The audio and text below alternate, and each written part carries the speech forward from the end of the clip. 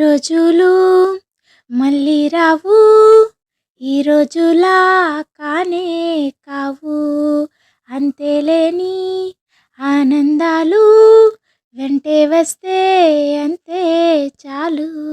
చిన్నప్పుడు new year అంటే పెద్ద హడావిడి ఏమీ ఉండేది కాదు, కానీ ఏదో ఒక ఎగ్జైట్మెంట్ మాత్రం ఉండేది. డిసెంబర్ 31 నైట్న కొత్త బట్టలు దిండు కింద పెట్టుకొని నిద్ర పట్టకపోవడం ఇప్పుడు గుర్తొస్తుంటే కూడా నవ్వు వస్తుంది. ఉదయాన్నే లేచి అమ్మ కాళ్ళకి నమస్కారం, నాన్న దగ్గర ఆశీర్వాదం, అదే మన న్యూ ఇయర్ స్టార్ట్.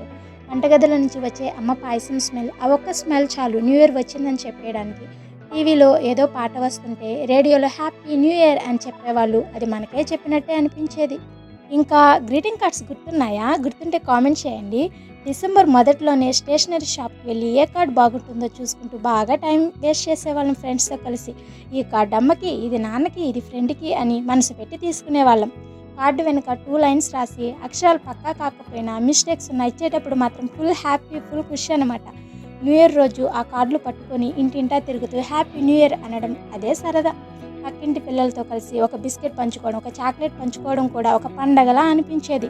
అప్పుడు కోరికలు పెద్దవి కావు, కొత్త డ్రెస్ లేదా ఎవరో ఒకరు మనల్ని మెచ్చుకోవడం అంతే. ఇప్పుడు అన్నీ ఉన్నాయి, ఫోన్స్, విషెస్, స్టేటస్లు కూడా ఉన్నాయి, కానీ ఆ టైంలో ఉండే ఫీల్ మాత్రం లేదు. ఆ రోజులు మళ్ళీ రానే రావు, అది నిజమే కదా. కానీ అప్పుడప్పుడు అలా గుర్తొస్తే మనసు కాస్త స్లో అవుతుంది, చిన్నపిల్లల్లా నవ్వుతుంది. ఈ న్యూ ఇయర్లో పెద్ద రిజల్యూషన్స్ ఏం అవసరం లేదు. ఒక కాల్, ఒక స్మైల్, ఒక ఓల్డ్ మెమరీ చాలు, అంతే. అదే మన చిన్నప్పటి న్యూ ఇయర్ మ్యాజిక్.